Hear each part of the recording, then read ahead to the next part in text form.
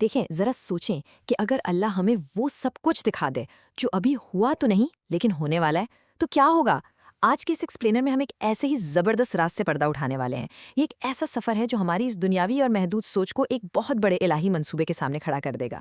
مطلب یہ واقعہ واقعی آپ کی دنیا کو دیکھنے کا زاویہ ہی بدل دے گا۔ چلیں شروع کرتے ہیں۔ تو بات ہو رہی ایک ایسے شخص کی جو کسی بنے بنائے راستے پر نہیں چلتا، بلکہ اللہ کے حکم سے راستہ خود اس کے لیے بنتا ہے، جو وقت کا غلام نہیں بلکہ وقت کی قید سے ہی آزاد تھا۔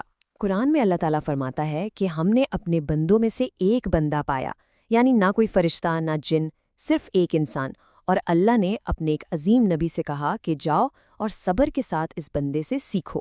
ہم بات کر رہے ہیں حضرت خضر علیہ السلام کی، جنہیں اللہ نے ایک ایسا خاص علم دیا تھا جو ہر کسی کو نہیں دیا جاتا۔ اب اس واقعے کا پس منظر کیا ہے؟ یہ شروع ہوتا ہے بنی اسرائیل سے۔ یہ لوگ اللہ کے ماننے والے تو تھے، لیکن مسئلہ یہ تھا کہ ان کے دلوں میں اکثر اپنی عقل اور منطق کا ایک غرور رہتا تھا۔ مطلب سمندر پھٹنے جیسے بڑے بڑے معجزے اپنی آنکھوں سے دیکھنے کے باوجود انہیں ہر چیز کا ایک لاجیکل ثبوت چاہیے تھا۔ وہ بس یہ سمجھتے تھے کہ ان کی عقل ہر چیز کو ناپ تول سکتی ہے۔ تو ایسے ماحول میں اللہ نے موسیٰ علیہ السلام سے فرمایا کہ میرا ایک بندہ ہے جس کا علم تم سے بھی کہیں زیادہ گہرا ہے، اس کی تلاش کرو اور جا کر اس سے سیکھو۔ بس پھر کیا تھا؟ موسیٰ علیہ السلام نکل پڑے۔ انہوں نے ایک بہت ہی لمبا اور مشکل سفر شروع کیا۔ ہفتوں تک سخت صحراؤں اور پتھریلے راستوں کو پار کرتے رہے، اور ان کی حتمی منزل کیا تھی؟ 2 سمندروں کا سنگم، یعنی وہ جگہ جہاں 2 سمندر آپس میں ملتے ہیں۔ ان کے پاس ایک ٹوکری میں ایک مچھلی تھی۔ جیسے ہی وہ سمندر کے کنارے پہنچے، ایک بالکل حیران کن معجزہ ہوا۔ وہ مچھلی جو بے جان تھی، وہ اچانک زندہ ہو گئی، اور اس نے سیدھا پانی میں چھلانگ لگا دی اور سمندر کے اندر ایک واضح راستہ بنا دیا۔ یہ دراصل ایک نشانی تھی کہ مادی دنیا کے نارمل اصول اب بدل رہے ہیں تاکہ اس خاص بندے تک پہنچنے کا مقام ظاہر ہو سکے۔ کمال کی بات ہے نا؟ اور اسی نشانی کے ذریعے موسیٰ علیہ السلام بالآخر حضرت خضر سے مل گئے۔ وہ ایک بہت ہی پراسرار اور نورانی شخصیت تھے۔ ان کے چہرے پر ایک عجیب سی سادگی تھی، لیکن ان کا علم وہ آسمانوں سے بھی زیادہ بھاری تھا۔ دیکھیں، یہ وہ الہی علم تھا جو آپ کو کسی کتاب میں نہیں ملے گا، یہ دنیا کے کسی لاجک میں فٹ نہیں ہوتا، کیونکہ یہ وہ حکمت ہے جو اللہ براہ راست اپنے چنے ہوئے خاص بندوں کے دلوں میں اتارتا ہے۔ لیکن سفر شروع ہونے سے پہلے ہی حضرت خضر نے ایک بڑی وارننگ دے دی۔ انہوں نے واضح طور پہ کہا، تم میرے ساتھ ہرگز صبر نہیں کر سکو گے۔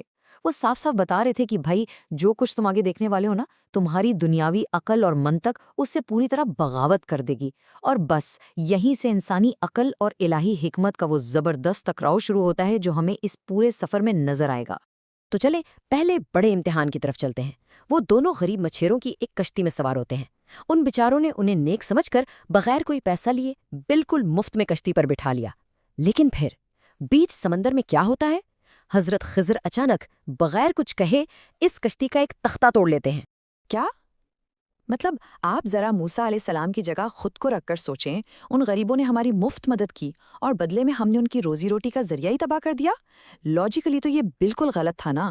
موسیٰ علیہ السلام اتنے حیران ہوئے کہ بول پڑے اور اپنا خاموش رہنے کا وعدہ ہی بھول گئے، جس پر حضرت خضر نے بس اتنا یاد دلایا، کیا میں نے نہیں کہا تھا کہ تم صبر نہیں کر سکو گے؟ خیر، موسیٰ علیہ السلام نے معافی مانگی اور وہ آگے چل پڑے۔ لیکن بات یہاں ختم نہیں ہوئی۔ وہ آگے ایک شہر میں پہنچتے ہیں جہاں کچھ بچے کھیل رہے تھے۔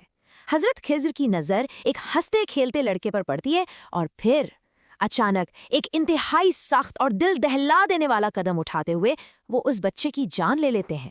ایک معصوم کی جان! سچ کہوں تو یہاں پہنچ کر ہم سب دہل جاتے ہیں۔ یہ کیسے ہو سکتا ہے؟ ظاہری آنکھ سے دیکھے تو یہ ایک بہت بڑا ظلم تھا۔ یہ واقعہ تو انسانی انصاف اور سمجھ بوجھ کی تمام حدیں ہی پار کر گیا تھا۔ موسیٰ علیہ السلام کا صبر بھی یہاں آ کر مکمل طور پر ٹوٹ گیا۔ لیکن حیرت کی بات یہ ہے کہ خضر علیہ السلام نے پھر سے انتہائی سکون کے ساتھ انہیں صبر کی تلقین کی۔ سفر جاری رہتا ہے۔ تھکے ہارے اور بھوکے پیاسے وہ ایک اور گاؤں پہنچتے ہیں۔ وہاں کے لوگوں سے وہ کھانا مانگتے ہیں، لیکن وہ لوگ انہیں صاف انکار کر دیتے ہیں اور بہت برا سلوک کرتے ہیں۔ اتنی بے عزتی اور تھکاوٹ کے باوجود حضرت خضر وہاں ایک گرتی ہوئی دیوار کو دیکھتے ہیں اور یقین کریں بغیر کوئی اجرت مانگے سخت محنت کر کے اس دیوار کو دوبارہ سیدھا کھڑا کر دیتے ہیں۔ یہاں موسیٰ علیہ السلام کی برداشت نے بالکل جواب دے دیا۔ مطلب ہم بھوک سے مر رہے ہیں، یہ گاؤں والے اتنے ظالم اور کنجوس ہیں تو پھر ان کے لیے مفت میں مزدوری کیوں؟ ارے کم از کم اتنے پیسے ہی مانگ لیتے کہ ہم کچھ کھا پی سکتے۔ یہ صورتحال کسی بھی انسان کی عقل کے لیے مکمل طور پر ناقابل برداشت ہو چکی تھی۔ اور بس اس مقام پر آ کر کہانی کا رخ بالکل پلٹ جاتا ہے۔ ساری الجھن اور بے چینی ختم ہونے والی ہے۔ حضرت خضر بڑی خاموشی اور اطمینان سے مڑتے ہیں اور کہتے ہیں، اب میرے اور تمہارے درمیان جدائی کا وقت آ گیا ہے۔ لیکن جانے سے پہلے وہ اس بظاہر نظر آنے والے پاگل پن اور ظلم کے پیچھے چھپی ہوئی اس عظیم الہی حقیقت سے پردہ اٹھاتے ہیں۔ سب سے پہلے اس ٹوٹی ہوئی کشتی کو دیکھتے ہیں۔ بظاہر تو یہ غریبوں کا بہت بڑا نقصان تھا، لیکن اصل حقیقت کیا تھی؟ اس دریا کے آگے ایک ظالم بادشاہ کھڑا تھا جو ہر صحیح سلامت کشتی کو زبردستی اپنے قبضے میں لے رہا تھا۔ حضرت خضر کے اس ایک تختہ توڑنے کی وجہ سے وہ کشتی بادشاہ کی نظر میں عیبدار اور بیکار ہو گئی۔ تو جو ظاہری نقصان لگ رہا تھا نا، وہ دراصل ایک معجزاتی بچاؤ تھا۔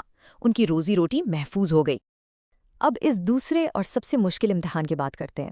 بظاہر ایک معصوم کی جان گئی تھی، لیکن وہ اندیکھی الہی حقیقت یہ تھی کہ وہ لڑکا بڑا ہو کر ایک انتہائی ظالم انسان بننے والا تھا، جو اپنے نیک اور سچے والدین کو بھی کفر اور گمراہی میں دھکیل دیتا۔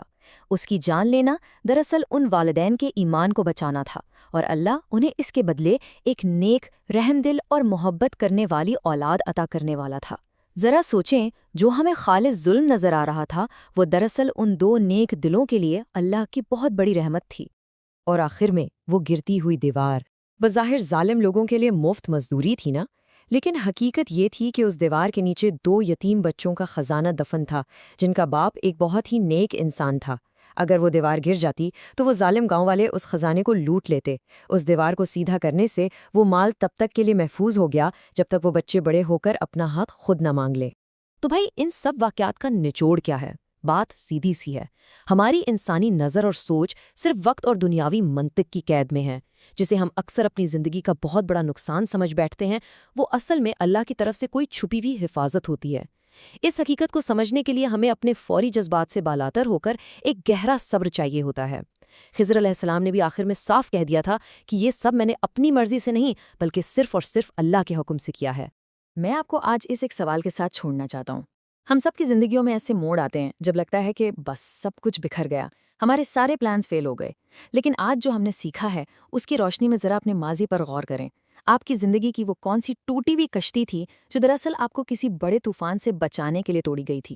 کون سا ایسا ظاہری نقصان تھا جس کے پیچھے اللہ کی کوئی بڑی حفاظت چھپی ہوئی تھی جو آپ اس وقت دیکھ نہیں پائے؟ اس پر ضرور سوچیے گا۔ اپنی سوچ کو وسعت دیتے رہیں، اور ہم ملیں گے اگلے ایسے ہی کسی زبردست ایکسپلینر میں۔